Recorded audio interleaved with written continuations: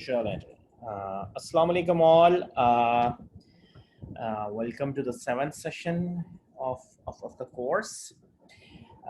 कुछ मैंने announcements भेजी थी on Slack, but let me repeat them here. So from now onwards, every Friday हमारे tutorials हुआ करेंगे, जिसके अंदर we would be solving problems. हम problem solving session करेंगे हर Friday को, starting from this coming Friday. और ये Mondays और Wednesdays को हमारी एज यूजुअल क्लासेस होंगी, कंटेंट उसी तरह कवर होगा एंड जो पहले प्रीवियसली मैं 50 मिनट्स कहता था, but now stick it to 60 minutes. So 2 hours of the content in a week. और फ्राइडेज को ट्यूटोरियल्स होंगे जो कि ऑप्शनल है आप लोगों के लिए, लेकिन still they will be recorded. And tutorials के लिए जूम लिंक डिफरेंट होगा, जो आपके साथ शॉर्टली आज या कल शेयर कर लिया जाएगा. ठीक हो गया? So that's a quick these are the quick admin announcements. So let's get back to where we were in the last class. अच्छा, last class के अंदर मैं थोड़ा सा remind आपको करवा दूं. Our goal is actually to look over this resultant wave, which is the sum of this forward and the backward wave. इस resultant wave का थोड़ा सा math करना है, इसके amplitudes को जानना है, उनकी mathematical equations देखनी है, amplitude ऐसे क्यों हैं, उनकी locations क्या हैं. That's all the mathematical details which we gonna work out, and we'll also look over the intuition of these details. हमें already हमें अब इस picture की कुछ ना कुछ समझ आ गई है. I'm sure all of you now have this picture imprinted on their minds कि एक forward wave है और एक backward wave है, और उनका resultant हम देख रहे हैं जो कि line के ऊपर नजर आएगा. So let's get back to our math which we started last time. So last time we were looking over this model कि एक लाइन है, लॉसलेस लाइन है, लोड है, z is equal to 0 है, z is equal to minus L है. This is the voltage equation which we wrote.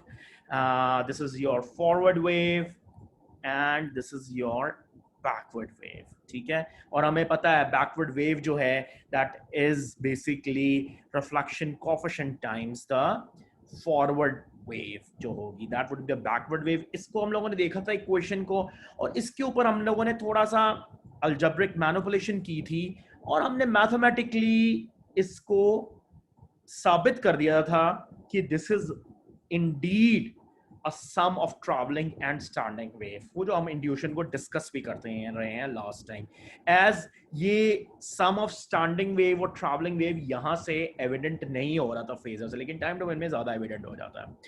अच्छा जी, मैं यहाँ पर कुछ मजीद इंट्यूटिव स्टेटमेंट्स दूंगा before I formally begin my mathematics again. अच्छा, एक बात अगर हम यहाँ पर सोचें थोड़ा सा, जब right at the beginning you know आपका लेट्स से एक स्विच लगा हुआ है, you know you have a switch, और ये एक आपका सोर्स है, आप स्विच को क्लोज करते हो जस्ट फर्स्ट टाइम, तो एक फॉरवर्ड वेव जाती है, निकलती है, starts propagating over the line. मैं भी ट्रांजिएंट की बात कर रहा हूँ. There is no backward wave yet. ठीक है, मेरे आर्गुमेंट्स को क्लियरली आपने सुनना है. So what would happen? This forward wave would reach to this load. Okay, load पे पहुंचेगी and there would be a reflection हो जाएगा यहाँ पर. ठीक है, reflection हो जाएगा because of all that reflection coefficient जिसका हमें पता है. ठीक है, सिमिलरली जब ये बैकवर्ड वेव वापस जा रही है, तो यू ऑल्सो नाउ अंडरस्टैंड कि ये सोर्स तो कंटिन्यूअसली एक फॉरवर्ड वेव भेजी जा रहा है, और अब बैकवर्ड वेव भी स्टार्ट होना शुरू होगी. जब ये बैकवर्ड वेव इधर आएगी, in all likelihood you know source की भी कोई ना कोई इम्पिडेंस होगी. हम जनरल बात कर रहे हैं, सोर्स की लेट्स से इम्पिडेंस होगी, तो यहां से भी रिफ्लेक्शन होगा. ठीक है, so again this would act as a forward wave and this forward wave would go, and then there would be again reflection, and this would come back and back and so forth. So you can see in your head that there will be countless forward waves of varying amplitudes. You can think like that. And there would be countless backward waves of varying amplitude. हम इसको सोच सकते हैं कि किसी भी एक मौके के ऊपर, in a steady state, this expression, this one, this represents all the forward waves, the resultant of all the forward waves. And this guy represents, this one represents the resultant of all the backward waves. So अगर मैं अब वापस जाऊं उस animation के ऊपर जो मैं आपको दिखा रहा हूं, you can think here कि जो रेड वाली वेव है, it's not a single forward wave. This is a resultant of all the forward waves in a steady state. Steady state के ऊपर ये बिल्कुल steady हो जाएगा, और वो जो green वाली है वो resultant of all the backward waves है. Transient को हम discuss करेंगे in the end of the transmission line. हम इस transient को भी discuss करेंगे वो कैसा होता है, लेकिन let's stick to the steady state. और आपको पता भी है इस बात का from your basic concepts, जब हम phasors की बात करते हैं, phasor notation is always for the steady state analysis. ठीक हो गया? So यहां से थोड़ा सा अपने माइंड को, आपने इंटरप्रिटेशन को इस तरह चेंज करना है. मैं बॉटम लाइन देता हूं, फिर मैं मैथ स्टार्ट करता हूं कि ये जो आपकी रेड वेव है, that is the sum of all the forward waves. ठीक है, but it's still a forward wave. ठीक है, मैथमेटिकली कोई प्रॉब्लम नहीं है. और ग्रीन जो है वो sum of all the backward waves है. ठीक हो गया? So coming back to the math जो हमने स्टार्ट किया हुआ था. सो हम लोगों ने इसको अब मैं ये जानना चाहता हूँ ये जैसे आप, okay, let me go back to that animation again. बल्कि एनिमेशन पे भी नहीं, मैं इस पे आता हूँ. ये उस एनिमेशन का स्क्रीनशॉट है.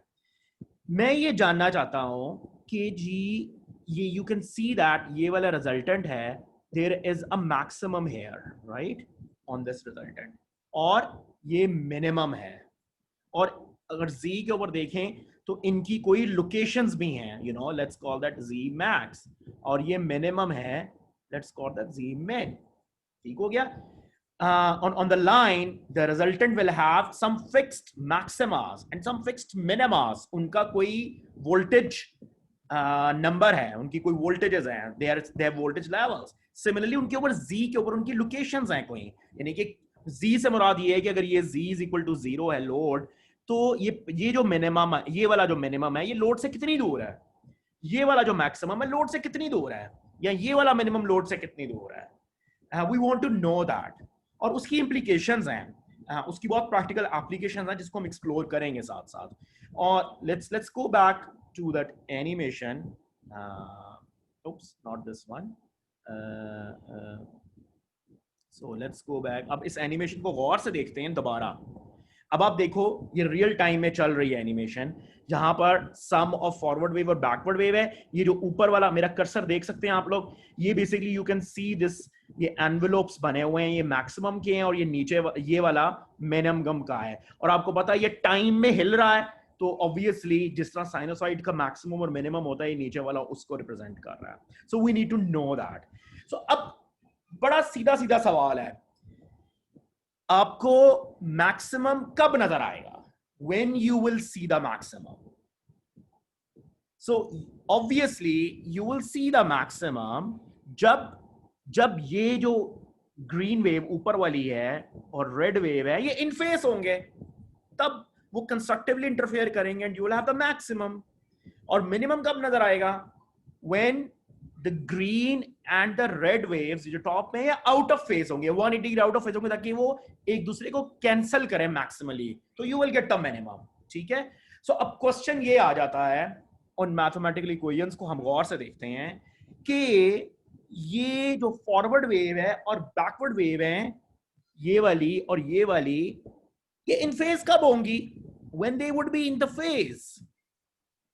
So इसका जवाब मैं यहां पर 30 सेकेंड्स का पॉज लेता हूं एंड थिंक अबाउट इट. इस एक्सप्रेशन को गौर से देखें और मुझे जरा दिमाग में सोचें. ये दो डिफरेंट वेव्स हैं, और ये इन फेस कब होंगी, when they would be in phase. अगर हम बल्कि थोड़ा सा एलेबोरेटेड ये वाली देखते हैं, ये वाली, क्योंकि इसमें रिफ्लेक्शन कोएफिशिएंट भी है, we are comparing the two numbers. This is the forward wave, ये वाला, this is the forward wave and this is the backward wave. ये दोनों इन फेज कब होंगी? So think about it for 30 seconds. Yes, Razi, you want to answer? So when reflection coefficient is equals to 1.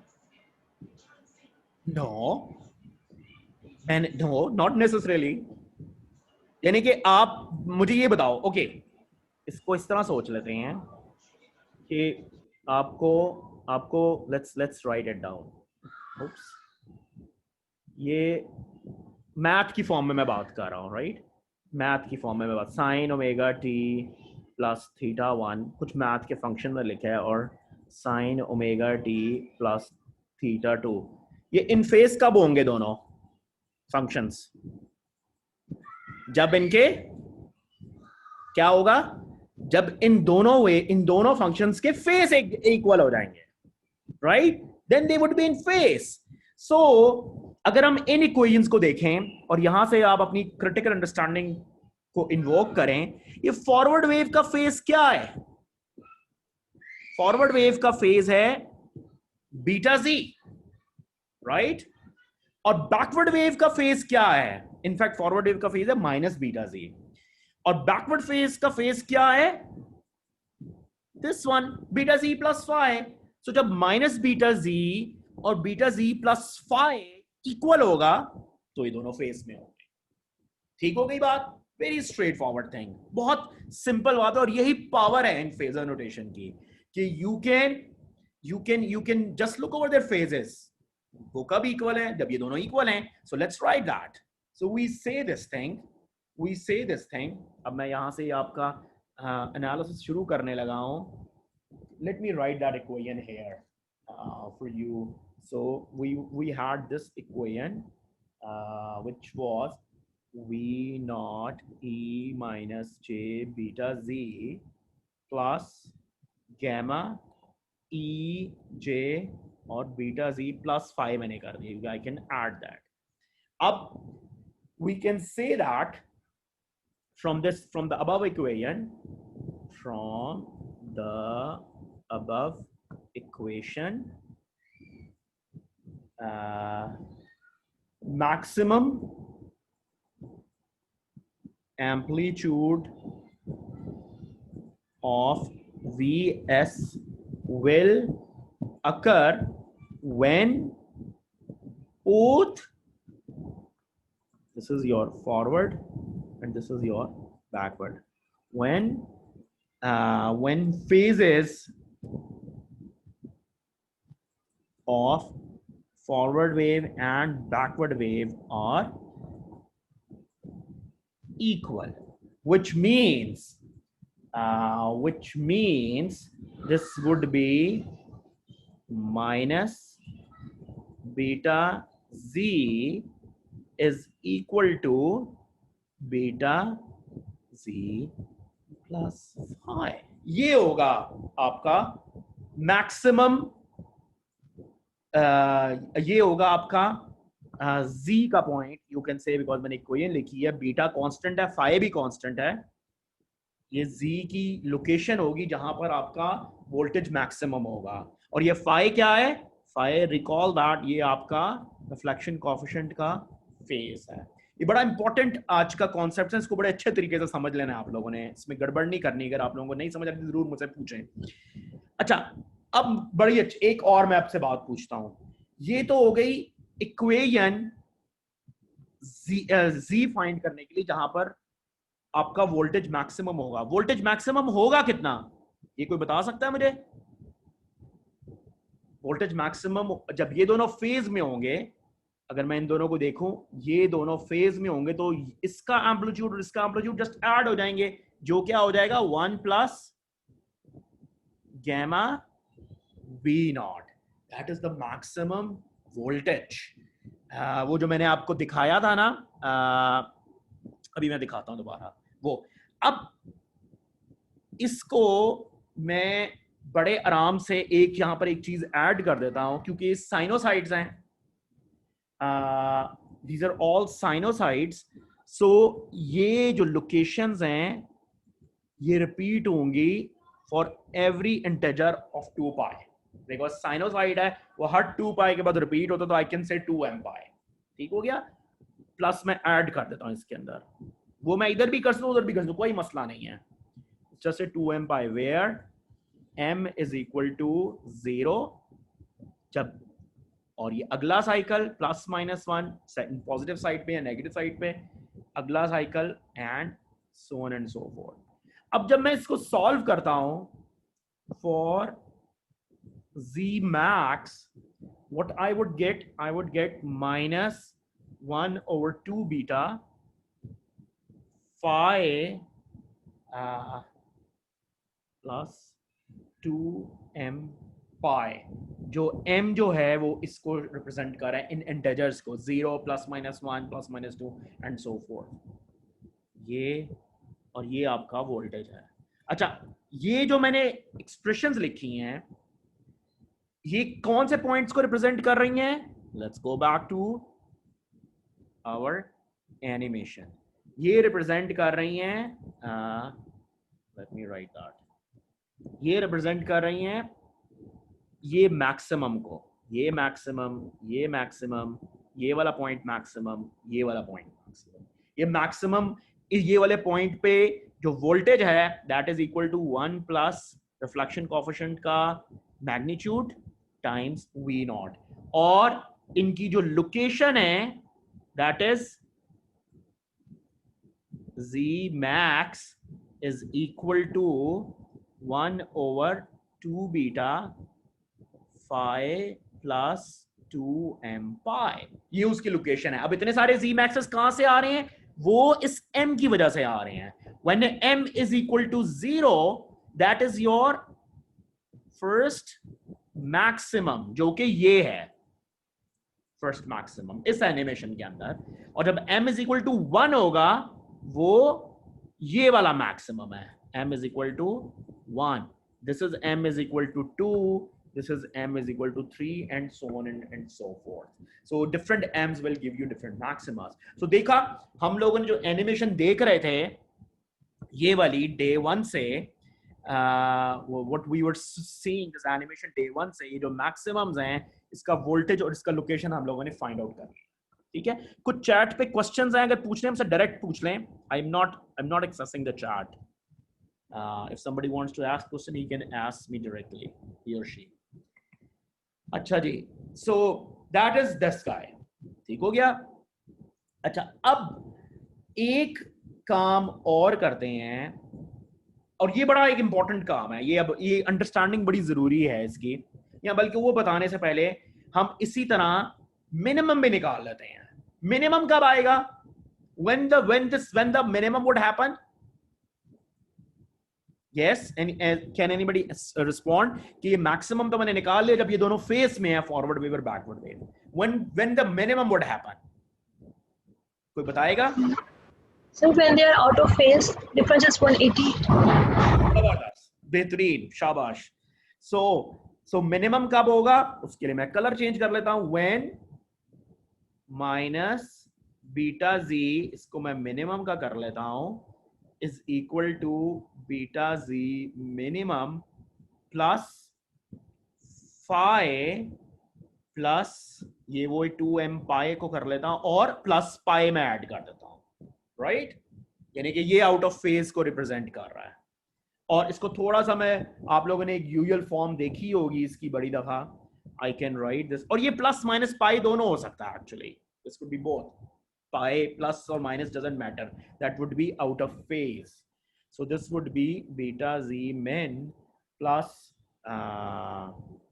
Phi, और आप कह सकते हो 2m plus 1 pi, right? ये that would be your beta this one, और फिर z min मैं निकाल लूंगा, वो क्या आ जाएगा उसी तरह, that would B minus 1 over 2 beta, this would be phi plus 2m plus 1 pi, right? And that would be, or ये plus minus pi दोनों हो सकते हैं, because pi could be anything, so does not matter, right? So this m would be again वही उसी तरह 0 1 2 3 and so on and so forth. ठीक हो गया? अच्छा, v min किसके इक्वल होगा? v min किसके इक्वल होगा, कोई बताएगा इस इक्वेशन को देख के?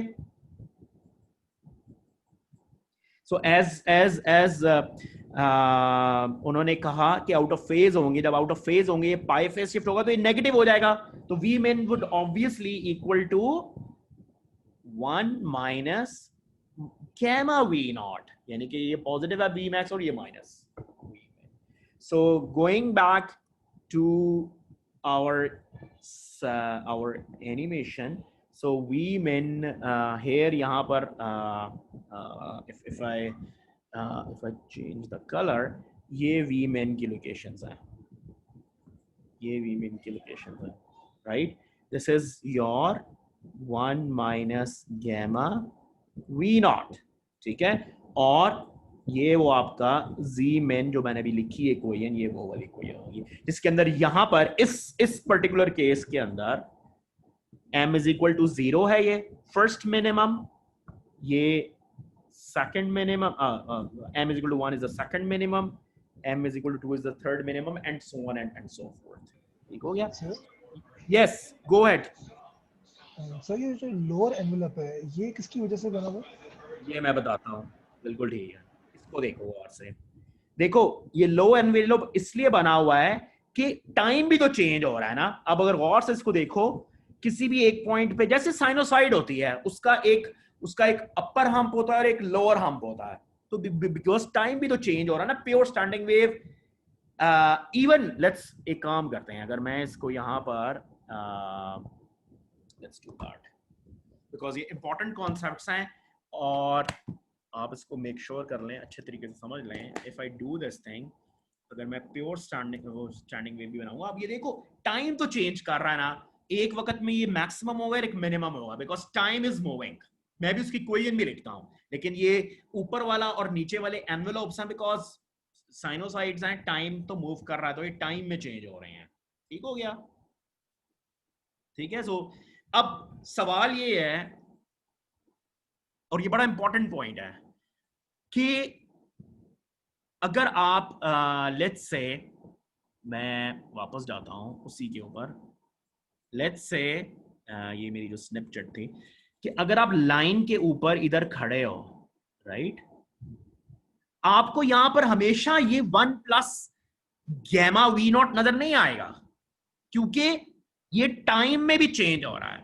जैसे अगर आप ये साइनोसाइड गुजर रही है और आप यहां पे खड़े हो, तो आप एक साइनोसाइड फंक्शन देखोगे एग्जैक्टली यहां पर. जब आप खड़े हो तो you would sample this function, कि यहां पर आप खड़े हो तो कभी मैक्सिमम आएगा और यहां पर इसका एक ऑपोजिट मिनिमम भी आ जाएगा, जो -1 प्लस गैमा वी नॉट होगा, बिकॉज ये टाइम में फंक्शन चेंज हो रहा है, इसमें टाइम की डिपेंडेंस है. और अभी मैं टाइम की इक्वेशन लिखने लगा हूं इसी चीज की, ये जो रेड वेव जो चल रही है ना, एक मैक्सिमम लोकेशन के ऊपर या मिनिमम लोकेशन के ऊपर वोल्टेज टाइम में कैसे चेंज हो रही है.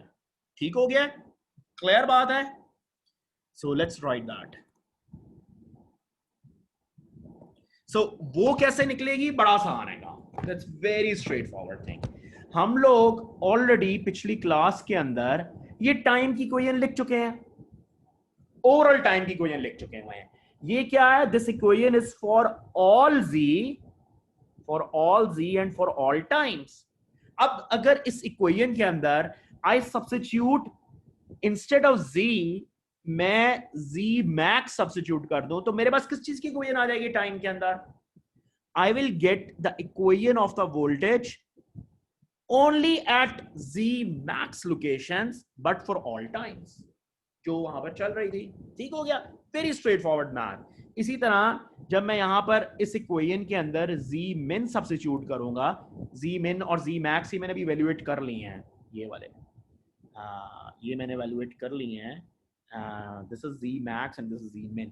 जब मैं वहां पे उस इक्वेशन के अंदर, ये जो मैं लास्ट क्लास में लिखी थी, z min को सब्स्टिट्यूट करूंगा, तो I would get the equation for the voltage for all z mins and for all times.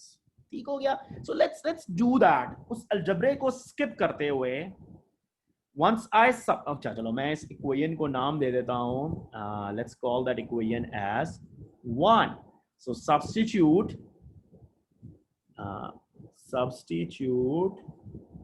z max, this one, ये वाला z max in 1. So मुझे क्या मिल जाएगा? v z max for all times t, जो कि होगा plus minus. मैं आपको इसको, it's a very straightforward algebra, आप इसको घर में कर लीजिएगा, मैं उस पर टाइम नहीं स्पेंड करता. It's just a very straightforward algebra, जो होगा 1 plus gamma cos omega t plus 5/2. ये टाइम का फंक्शन है. ठीक है? अच्छा, ये कोई इतनी मुश्किल इक्वेशन नहीं है समझना. आपको इस इक्वेशन की समझ है, cos omega t plus phi, इस इक्वेशन की समझ है. A is the amplitude of this wave, जो कि क्या है? ये A, ये टाइम है और ये कोई फेज है. एग्जैक्टली ये है. इस वेव का एम्पलीट्यूड v0 1 प्लस गैमा है. A की जगह इसका एम्पलीट्यूड है v0 1 प्लस गैमा, और ये टाइम में इवॉल्व कर रही है. ओमेगा टी प्लस 5/2 उसका फेज है. फाइ क्या है आपका? रिफ्लेक्शन कोएफिशिएंट का जो फेज है, ये उसका फेज है. ठीक हो गया? अभी मैं दिखाता हूं उस एनिमेशन को, दोबारा देखते हैं. And similarly you would have your we ji min in terms of time जब आप substitute z min in 1 करोगे.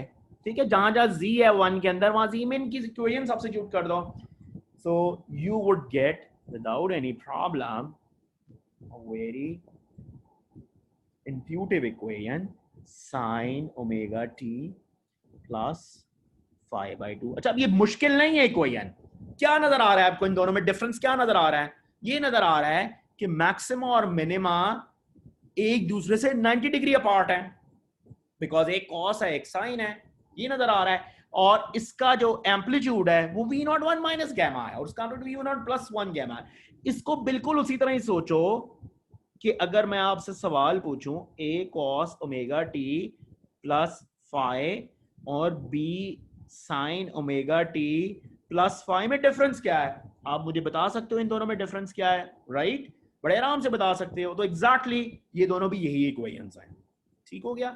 सो let's go back to our animation. ठीक है?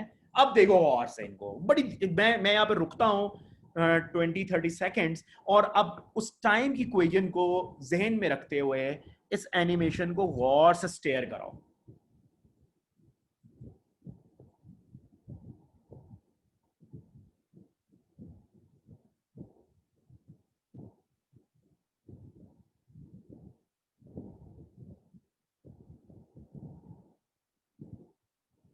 ठीक है? सो आप देख सकते हो कि यहां पर ये जो मैक्सिमम की लोकेशन है, ये मेरा कर्सर विजिबल है ना आप लोगों को? राइट? कोई बोलेगा ये मेरा कर्सर विजिबल है ना? Yes sir. हाँ, ये मेरा कर्सर पे देखो, यहां पर हमेशा v0 1 प्लस गैमा नहीं है, ये टाइम में चेंज हो रहा है. वही जो मैंने इक्वेशन लिखी है. सिमिलरली v min के ऊपर देखो, वो टाइम में चेंज हो रहा है. ये पॉइंट के ऊपर वोल्टेज हमेशा ये नहीं है, ये बस एक एनवेलप है, लेकिन टाइम में ये रेड है जो चेंज नजर आ रहा है आपको. And that's what the equation is all about. देखो बड़ी, ये टाइम में इवॉल्व कर रहा है, और स्पेस, ये स्पेस इसमें यहाँ पर जो कोऑर्डिनेट्स हैं वो स्पेस के ऊपर. ठीक हो गया? So that's about this. So अब थोड़ा सा इसके ऊपर मजीद ये सोचते हैं कि अच्छा, हम लोगों ने ये तो निकाल लिया कि जी इसकी ये वोल्टेज मैक्सिमम कितना है, इनकी लोकेशंस क्या है. अब एक बड़ा एक अच्छा सवाल जहन में उठता है कि इन दोनों पॉइंट्स के दरमियान डिस्टेंस कितना है इन जी, वो मैं कैसे निकालूंगा? Let's look over that. So let's go back to my writing. So अब अगर मैं आपसे ये कहूं फर्स्ट मैक्सिमम कब होगा? when m is equal to 0, right? When m is equal to 0 you have the first maximum. वो कब होगा? जब मैं ये m is equal to 0 substitute करूंगा तो मेरा ये क्या आ जाएगा? First maximum z max is equal 1 कर लेते हैं माइनस नहीं फाइव ओवर 2 बीटा। ये मेरा फर्स्ट मैक्सिमम है। बड़ी खूबसूरत इक्वेशन है ये, बहुत ही खूबसूरत इक्वेशन है। अभी मैं इस पर थोड़ा सा मजीद इंट्यूटिव रिमार्क्स दूंगा, आपको भूलना नहीं है। ये फाई क्या है अपने आप को रिमाइंड करवाओ। What is phi? Do remind yourself, phi is your reflection coefficient phase, ठीक है? It could be anything, it could be 0, it could be anything.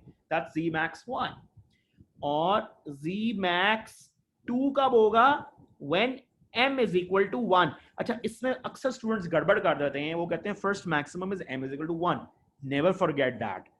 हमने जो नोटेशन रखी है और जो चीजें जिस तरह हम डेवलप कर रहे हैं उसमें first max is m is equal to 0, ठीक है? और सॉरी, हाँ yes, first max m is equal to 0 and second max is m is equal to 1। So second max क्या निकलेगा? उसके अंदर m is equal to 1 substitute करूंगा मैं ऊपर वाली इक्वेशन में, ये जो आपके सामने आपके नोट्स में लिखी होगी जो आप बना रहे हैं साथ साथ, 5 + 2m by में मैं m is equal to 1 substitute करूंगा तो ये बन जाएगा -5 माइनस पाई बाय बीटा, ये बन जाएगा आपका। तो अब इनके दरमियान हम डेल्टा z मैक्स अगर मैं निकालूं लोकेशन तो क्या करूंगा मैं? बड़े आराम से z max 2 minus z max 1 कर दूंगा, ठीक हो गया? तो ये क्या निकल आएगा? ये निकल आएगा सर माइनस साइन क्यों आया? इसमें देखो इक्वेशन में है ये माइनस है ना, और सर ओके। और दूसरा, अच्छा ये एक बड़ा अच्छा आपने सवाल पूछा बेटा। इसमें आप याद रखो ये माइनस इसलिए भी आ रहा है कि हमारे कोऑर्डिनेट्स z = 0 है लोड के ऊपर, यहां पर सारी लाइन माइनस में है तो वो माइनस बहुत जस्टिफाइड है, बड़ा सही कोऑर्डिनेट, वो नेगेटिव साइन आ रहा है वहां पर, ठीक हो गया? सो जब आप ये देखोगे ये आपका क्या बन जाएगा? आपका -π/बीटा, ठीक है? और बीटा किसके इक्वल है? 2। सो यहाँ इसको हम ऑपोजिट कर रहे थे क्योंकि वो ले रहे हैं ना डेल्टा z, तो इसको मैं ऐसे कर लेते हैं, इट्स ओके, ये कर लेते हैं ताकि ये पॉजिटिव हो जाए। It's fine. पाई 2π/λ, ठीक हो गया? तो look, the difference between the two maximums is λ/2, ठीक हो गया? और सिमिलरली इसी तरह आप वो इन्वोक करोगे, the difference between two minimums is also λ/2। और डिफरेंस बिटवीन मिनिमम और मैक्सिमम क्या आएगा? बहुत इंट्यूटिव है लेकिन आप इसको कैलकुलेट भी कर सकते हो, क्या आएगा? λ/4। बेहतरीन। अच्छा, अब यहां वापस जाते हैं उसके ऊपर, इस फिगर के ऊपर। इसको मैं थोड़ा सा मिटा देता हूं ताकि मैं इसके ऊपर दोबारा वर्किंग कर सकूं।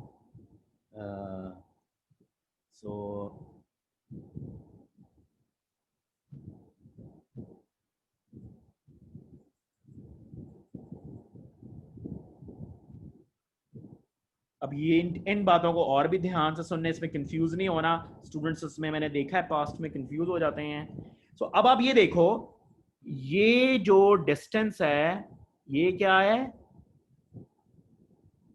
λ/2। दिस इज λ/2, ठीक है? और ये वाला जो डिस्टेंस है between maximum and minimum is λ/4। और लैम्डा क्या था? लैम्डा था जो आपकी एक्चुअल वेव है उसका मैक्सिमम और मिनिमम, जो एक्चुअल एक अकेली फॉरवर्ड या बैकवर्ड वेव है। और λ/2 जो दो मैक्सिमम्स के दरमियान ये है लोकेशन। सो बड़ा आसान एक काम हो गया कि हम जो है, अगर हमें एक मैक्सिमम पता है तो अगला मैक्सिमम तो बड़ा आसान है, हम λ/2 उसमें ऐड कर दें। या मिनिमम निकालना है तो बड़ा आसान है, उसमें लैम्डा बाय 4 ऐड कर दें या नेगेटिव या सब्ट्रैक्ट कर दें, वो सब सिमेट्रिक है। ऑब्वियसली आपकी लाइन की लेंथ रिस्ट्रिक्टेड होगी सोर्स और लोड के दरमियान में, आप इधर नहीं जा सकते, जो भी आपने वर्किंग करनी है इस रीजन के अंदर करनी है। So that is your lambda by 2 difference between the two sides. ठीक हो गया, इसमें प्रॉब्लम नहीं किसी ने करनी, इसको बहुत अच्छे तरीके से समझ लें इन चीजों को। और रिमेंबर, ये बेशक हम ट्रांसमिशन लाइन के डोमेन में डिस्कस कर रहे हैं, ये तमाम चीजें जब हम मैक्सवेल इक्वेशंस इन्वोक करेंगे और वेव्स के मुतालिक देखेंगे, these all concepts are equally applicable there। वहां पर भी इसी तरह दो वेव्स होंगी, स्टैंडिंग वेव्स बनेंगे and blah blah blah, so everything would be happening there. ठीक हो गया। सो अगर मैं यहाँ पर एक क्विकली, क्योंकि उसमें मैंने फिगर के ऊपर थोड़ी सी फनकारियां की थी, अगर मैं यहाँ पर थोड़ा सा रीड्रॉ कर दूं आपके लिए, if we see this thing, this becomes your line, और ये वो जो ऊपर एक था, ठीक है, this one is your 1 plus gamma v naught and this point is 1 minus gamma v naught minimum का। ये आपकी मिनिमम की लोकेशंस हैं और ये आपकी मैक्सिमम की लोकेशंस हैं। ठीक है, इस केस के अंदर ये फर्स्ट मैक्सिमम या मैक्सिमम यहाँ पर मौजूद है। अच्छा, यहाँ पर हम एक चीज और डिफाइन कर देते हैं और फिर मैं थोड़ी सी मजीद इंट्यूटिव बातें करूंगा, इन एक्सप्रेशंस को इंटरप्रेट करूंगा। वो है, उसको कहते हैं, बड़ी काम की एक चीज है, voltage standing wave ratio, RATIO, which is VSWR, यानी वोल्टेज के ऊपर स्टैंडिंग वेव रेशियो, यानी कि स्टैंडिंग वेव रेशियो, तो स्टैंडिंग वेव का कितना कंटेंट मौजूद है इसके अंदर, इसको हम डिफाइन करते हैं। VSWR is equal to V max over V min, ये फेजर था, which actually becomes 1 plus gamma over 1 minus gamma। इसको हम S के साथ भी रिप्रेजेंट करते हैं। इसकी जो वैल्यू है, you can see this thing, इसकी वैल्यू, रिफ्लेक्शन कोएफिशिएंट की वैल्यू कितनी हो सकती है? रिफ्लेक्शन कोएफिशिएंट, ये मैग्नीट्यूड में ले रहा हूं, could hover anywhere from 0 to 1। अगर ये 0 to 1 होगा तो जो S है, जो स्टैंडिंग वेव रेशियो है, जब रिफ्लेक्शन कोएफिशिएंट 0 होगा स्टैंडिंग वेव रेशियो 1 होगा, और जब रिफ्लेक्शन कोएफिशिएंट 1 होगा तो स्टैंडिंग वेव रेशियो इनफिनाइट होगी। इससे क्या पता चलता है हमें? जब इनफिनिट होगा तो क्या होगा? लाइन के ऊपर सिर्फ और सिर्फ ट्रैवलिंग वेव होगी, बिकॉज रिफ्लेक्शन कोएफिशिएंट इज 1। और जब स्टैंडिंग वेव रेशियो 1 होगी तो लाइन के ऊपर सिर्फ ट्रैवलिंग वेव होगी, एज रिफ्लेक्शन कोएफिशिएंट इज 0 यहां पर मौजूद है। तो ये बड़ी एक काम की रेशियो है विच वी ऑफन यूज। अच्छा, अब कुछ थोड़ी सी बातें और करते हैं। अब मैं आप लोगों से कुछ सवाल, पॉइंट्स और पॉन्डरिंग हैं।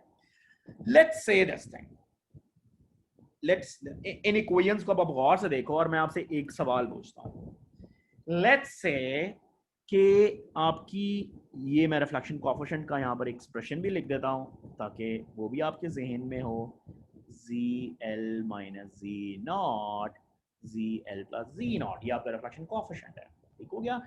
अच्छा, अगर मैं आपसे ये कहूं कि अगर Z naught जो है 50 ohms है और ZL जो है वो लेट्स से 100 ohms है, तो मुझे कोई बताएगा फर्स्ट मैक्सिमम किधर पे पड़ा होगा लाइन के ऊपर?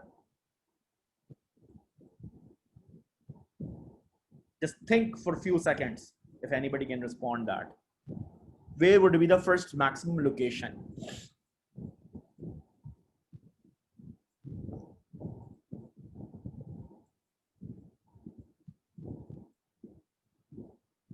So reflection coefficient क्या निकलेगा यहां पर? इन numbers के लिए what would be the reflection coefficient?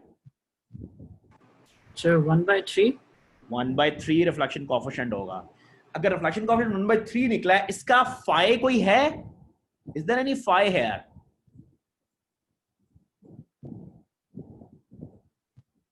Reflection coefficient एक पूरा रियल नंबर निकला है, तो इसका फाई क्या होगा? I think it could be 0. Yeah, you should not think, you should be absolutely sure, because आपके सामने gamma is equal to 1/3 है. It's not a complex number. Obviously बड़ी सीधी सी बात है, gamma कब complex होगा? जब ZL और Z0 में से कोई भी एक complex number होगा. वो तो दोनों ही मैंने आपको real दे दी हैं, तो phi 0 है. अब मुझे बताओ मैक्सिमम की लोकेशन कहां पर होगी? पहले मैक्सिमम की लोकेशन 0 पर. z is equal to 0, और z is equal to 0 क्या चीज है? It's the source. No, it's the load. यानी कि आपका अगर ZL greater than Z0 है और ZL plus greater than Z0 है, तो आपका फर्स्ट मैक्सिमम लोड के ऊपर ही पड़ा होगा. अब आप पूछोगे उससे पता नहीं क्या फायदा होगा, अभी मैं बताता हूँ उससे फायदा क्या होगा. लेकिन obviously you can see this thing that for this it's on the load. Let me show you that animation. इस पॉइंट को to nail it down fully, let's look over that animation. ये अब आप देख सकते हो रिफ्लेक्शन कोएफिशिएंट जो है 1/3 आपने लिया. चलो जी 1/3 कर देते हैं, 0.33. अब ये देखो मैक्सिमम जो है लोड के ऊपर पड़ा हुआ है. You can see this thing, ठीक है, लोड के ऊपर है. सिमिलरली अगर मैं आपसे ये कहूं, अब वापस चलते हैं उसके ऊपर, अगर मैं आपसे ये कहूं कि ZL जो है that is स्मॉलर कर लेते हैं, 25 ohms कर लेते हैं ZL, तब क्या होगा ZL? It would be, let's say it would be negative number. ठीक है, जब नेगेटिव नंबर होगा let's say क्या आएगा? let's find that. So gamma अगर ZL 25 है तो क्या हो जाएगा? 25 minus 50 over 25 plus 50 is equal to 25 over 75, जो कि क्या बन जाएगा? -1/3. In other words ये क्या है? 1/3 with an angle of pi, right? With an angle of pi या plus minus pi, जो भी कर लें. In other words यहां पर फेस जो है वो प्लस माइनस पाई है. ठीक हो गया? जब ये है तो अब मुझे बताओ लोड के ऊपर क्या होगा? फर्स्ट आपका जो मैक्सिमम है वो लोड के ऊपर तो नहीं है for sure, because first maximum is π/2 beta, so कोई ना कोई फाइनाइट वैल्यू होगी. लेकिन जो मिनिमम है, फर्स्ट मिनिमम जो है, अगर फाइ लेट्स से -π है और ये first minimum m is equal to 0 करके ये पाई बन जाएगा, सो आपका मिनिमम लोड के ऊपर आ जाएगा, as you can see from this animation. So इससे इन नंबर्स के साथ लोड को देखते हुए you can easily figure out these things. अब आप देखना, you see मिनिमम आ गया लोड के ऊपर, so that's the implication. और आपको पता है कि कोई बीच में कॉम्प्लेक्स फेस होगा तो it would be मैक्सिमम और मिनिमम दोनों ही लोड के ऊपर नहीं होंगे, वो इधर ही कहीं इधर उधर होंगे कहीं पर. ठीक है, वो इस एनिमेशन में प्रोविजन नहीं मौजूद. So that's this thing. अच्छा, अब इसके अंदर अब आप कहोगे सर ये पता नहीं आप what ठीक है हमने बड़ा अच्छा किया, ये मैथ कर लिया है, but we are engineers या we are scientists, अब इसको अप्लाई कैसे करना है, इसको यूज कैसे करना है? That's a question we need to ask. अब अगर मैं आपसे ये कहूं कि let's say कि आपके पास एक let's go back to that. Let's say आपके पास एक सोर्स है, लोड है, और ये लाइन लगी हुई है ऊपर, और by some magic you can measure all these voltages throughout this line. यानी कि आप इसके ऊपर चलना शुरू करते हो तो आप ये जो ब्लैक वाला फंक्शन है इसको कंस्ट्रक्ट कर सकते हो कि आप ये जान सकते हो कि जी मैक्सिमम वोल्टेज कितनी है, मिनिमम वोल्टेज कितनी है, उनकी लोकेशंस कहां पर है. लेट्स से आप ये जान सकते हो. तो इस किस्म की इंफॉर्मेशन को हम यूज कर सकते हैं to figure out some unknown impedance. कोई अननोन इम्पिडेंस है जिसको देख के हमें पता ही नहीं चल रहा है ये किस किस्म की इम्पिडेंस है. So how we will figure that out, how हम उस इम्पिडेंस को कैसे फिगर आउट करें? तो we can plug that impedance here on a transmission line and we we measure these voltages and their locations along the line, and from there we can figure out what is this impedance. और अभी मैं एक numerical example करता हूं इस point को fully explain करने के लिए, घबराना नहीं है। और आप ये देख सकते हो कि लेट्स से लोड पता है लेकिन सोर्स है उसकी वेवलेंथ नहीं पता या उसकी फ्रीक्वेंसी नहीं पता। कोई सोर्स है मुझे नहीं पता उसकी वेवलेंथ या फ्रीक्वेंसी क्या है, मेरे पास इक्विपमेंट नहीं है उसको फिगर आउट। तो हम इन वोल्टेजेस को एटलीस्ट अगर लेट्स से मेजर कर लें तो we will figure that out कि वो क्या होंगी। सो बड़ी प्रैक्टिकल बात है। हम अक्सर हमारा अगर इक्विपमेंट खराब हो जाए, कुछ चीज देखनी हो, ये कितना लगा हुआ है, so we can figure out. और इसको फॉल्ट मॉनिटरिंग के लिए भी इस्तेमाल कर सकते हैं, जिसके ऊपर मैं बात करूंगा इन कमिंग क्लासेस की। जी कभी आपकी फॉर एग्जांपल आपने सुना होगा केबल कट गई है, टेलीफोन की केबल कट गई है, तो उसको फॉल्ट की फाइंड आउट कर रहे हैं। वो फॉल्ट फाइंड ऐसे ही करते हैं कि वो कहीं पर केबल कट जाती है, वहां पे कहीं ओपन सर्किट होता है एंड दे फिगर आउट कहां पर मैक्सिमस और मिनिमस आ रहे हैं और फिर वहां से वो लोकेशन ऑफ फॉल्ट की फिगर आउट कर लेते हैं। अभी ये हैंड वेविंग आर्गुमेंट्स है, इसको मैं कॉन्क्रीटली थोड़ा सा फॉर्मलाइज भी करता हूं अगली क्लासेस के अंदर। लेकिन पॉइंट ये है कि these are all practical things, और it's not just to transmission line, it could be waves too. आपकी इलेक्ट्रोमैग्नेटिक वेव्स हैं, आपकी लाइट वेव्स हैं, कहीं से रिफ्लेक्ट कर रही हैं and you want to figure out कि जी जहां से रिफ्लेक्ट कर रही हैं वो सरफेस कैसी है। So this is these all voltage, maximum voltages, minimum voltage and their locations will give a useful information for that. As an example, मैं आपको एक motivation के लिए देता हूँ। Let's say हमें एक 24 एक बड़ा state of the art sensor बनाना है, बायो सेंसर की। मैंने अपना मॉनिटर करना है मेरी स्किन कैसी है, तो मैं एक वेव शूट करूंगा यहाँ पर और वो वेव रिफ्लेक्ट बैक होगी, इलेक्ट्रोमैग्नेटिक वेव या ऑप्टिकल वेव कुछ भी हो, रिफ्लेक्ट बैक होगी उसकी लोकेशन से। मुझे ये जो मेरी स्किन है इट्स अ लोड, उसकी इंफॉर्मेशन मिल जाएगी। अभी करंट्स और वोल्टेज में तो हम इंपेडेंसेस की बात करते हैं, लेकिन जब हम आगे वेव्स में जाएंगे we will talk about their dielectric constants या समथिंग लाइक दैट। सो ये बहुत ही प्रैक्टिकल चीजें हैं और बहुत इंपॉर्टेंट और फंडामेंटल नॉलेज है जो आप लोगों को यहाँ पर समझ आ जाना चाहिए। ठीक है, I think enough motivating arguments हैं कि हम क्यों कर रहे हैं। अच्छा, अब यहाँ पर मैं एक क्विक सा इसको और एलेबोरेट करने के लिए आपकी बुक की मैं एक एग्जांपल कर देता हूँ, जिससे ये चीजें आपको शायद समझ आ जाएंगी कि मैं ये क्या कह रहा हूँ कि अगर आप लोकेशंस के through how you would figure out, let's say. अच्छा, बल्कि ये करने से भी पहले मैं आपको एक चीज और दिखाता हूँ। आई हैड दैट वो जो लाइंस जो मैं कह रहा हूँ ना, by somehow you can measure them, वो एक्चुअली एग्जिस्ट करती हैं। So it's see, oh no, this one. उनको कहते हैं slotted lines. You can see ये ऊपर से सारा कंडक्टर एक्सपोज है, इसके ऊपर आप प्रोब लगा के वोल्ट मीटर से या ऑसिलोस्कोप से यू कैन मेजर वोल्टेजेस। आप लेके चलते जाओ इसको और वो सारा आपका कर्व डेवलप होता जाएगा अलोंग द लाइन, और मे बी यहाँ पर कहीं सोर्स और लोड लगा लो, समथिंग लाइक दिस। ये आपका लगा हुआ है and you can do all these measurements. And remember, ये measurements जो हैं, this is not for RF, this is for all. इस किस्म की measurements will give you the true results for the whole electromagnetic spectrum. जैसे मर्जी frequency और wavelength की हो, provided आपके पास वो equipment हो measure करने के लिए उन frequencies को. So that's what these guys are. इसको कहते हैं slotted line measurements. So let's do not this one. So let's go back. So let's do a quick example here to elaborate this point further. ठीक है? So I'm going to take 5-6 more minutes and we will finish this session. So let's say कि आपकी एक slotted, इसको जैसे I said, let me change this.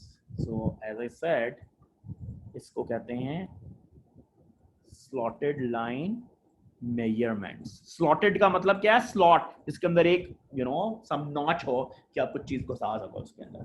So let's say आपकी कोई slotted line measurements हुई हैं जिसने आपका S या जिसको हम VSWR भी कहते हैं gave you a 5, a VSWR of 5, और जो अगर ये इस किस्म की measurement थी तो between two maxima जो spacing है वो 15 सेंटीमीटर्स है, एंड जो फर्स्ट मैक्सिमम आया Z max 1 that happened 7.5 centimetre from the load. ठीक है, ये इंफॉर्मेशन आ गई। और अगर मेरी इम्पिडेंस लाइन की 50 ओम्स है, तो मुझे फिगर आउट करना है कि मेरी लोड की इम्पिडेंस क्या है। यानी मैंने वही प्रोब्स लगा के आई फिगर इट आउट कि मेरा क्या होगा, ये जो कर्व हैं मैक्सिमम मिनिमम की, and from here I would try to figure out location. So VSWR given है, आई नो दिस थिंग, बड़े आराम से अभी मैंने लिखी थी एक्सप्रेशन, बेशक आपको भूल गई होगी, ऊपर नोट्स में आप देखें, I wrote this expression. So from this expression you can manipulate, और आप reflection coefficient को लिख सकते हो as like this, other way around, तो जबरदस्त हो गया। ये मुझे मिल गया 5 - 1 5 + 1, तो जो एम्पलीट्यूड ऑफ रिफ्लेक्शन कोएफिशिएंट है वो मैंने फिगर आउट कर लिया। ये मैंने क्यों फिगर आउट किया, क्योंकि मुझे पता है मेरा reflection coefficient ZL - Z0 ZL + Z0 के बराबर है। अगर मुझे रिफ्लेक्शन कोएफिशिएंट को मैं फिगर आउट कर लूं, Z0 मुझे पता है, तो I can easily figure out my load impedance क्या होगी। तो रिफ्लेक्शन कोएफिशिएंट का मैंने एक पार्ट मेजर कर लिया, एक पार्ट मैंने फिगर आउट कर लिया जो कि एम्पलीट्यूड है। What would be the face, और इंट्यूशन आपको बताती है ये एम्पलीट्यूड मेजर हुआ एम्पलीट्यूड्स की चीजों से, यानी वोल्टेज के जो एब्सोल्यूट लेवल्स हैं उनसे you figure out this reflection coefficient. So अब इसका अभी ये बाकी है कि फेस क्या है। फेस कैसे मेजर होगा, obviously from the location information, maximum और मिनिमम की लोकेशन के साथ यू कैन फिगर आउट कि क्या होगा। तो let's try to figure out. अब अगर मैं ये कहूं मेरा वो जो इक्वेशन है वो क्या है मेरी, Z max is equal to 1/2 beta phi plus 2m pi, right. और मेरा भी फर्स्ट मैक्सिमम है, तो ये -phi/2 beta is equal to -7.5 centimetres, ठीक है, 7.5 सेंटीमीटर्स, ठीक है, सेंटीमीटर में हम अपने यूनिट्स रखते हैं, तो ये इसके बराबर है। सो फेस किसके बराबर हो जाएगा, 7.5 times 2 beta which is 15 beta. So 15 beta क्या है, 15 times 2 pi over lambda. I can figure out phase. Oh, लेकिन ये लैम्डा मैं कैसे फाइंड आउट करूं? आई नो दिस थिंग कि मेरा जो डिस्टेंस है बिटवीन टू मैक्सिमम्स वो 15 सेंटीमीटर है, and I know that this is equal to lambda by 2. So lambda is 30 centimeters. I can figure out the wavelength अगर 30 centimeters है। अगर wavelength 30 centimeters है, I can see that my phi is what? ये हो जाएगा pi आ जाएगा। My phi would be pi। जब ये pi आ जाएगा, अब मुझे फिगर आउट, इसका मतलब है मेरा रिफ्लेक्शन कोएफिशिएंट किसके इक्वल है, -2/3। बस इसको इधर सब्स्टिट्यूट करो, Z0 को सब्स्टिट्यूट करो, and we can figure out this load impedance which is 10 ohms। ठीक हो गया। So basically by doing these standing wave measurements, slotted line measurements, you can figure out about the line, completely line। ठीक है। अच्छा, before I stop I just want to, एक चीज छोटी सी रह गई थी, थोड़ा सा डिटूर है, एंड आई अपोलोजाइज कि मुझे लास्ट टाइम ये कवर करनी चाहिए थी जब मैंने पावर को डिस्कस किया था, लेकिन मैं एक क्विकली जस्ट 2 से 3 मिनट लूंगा, डेसिबल को डिस्कस कर दूं जो आप लोगों ने पहले देखा हुआ है। यू मे रिकॉल कि हम लोगों ने we discussed that power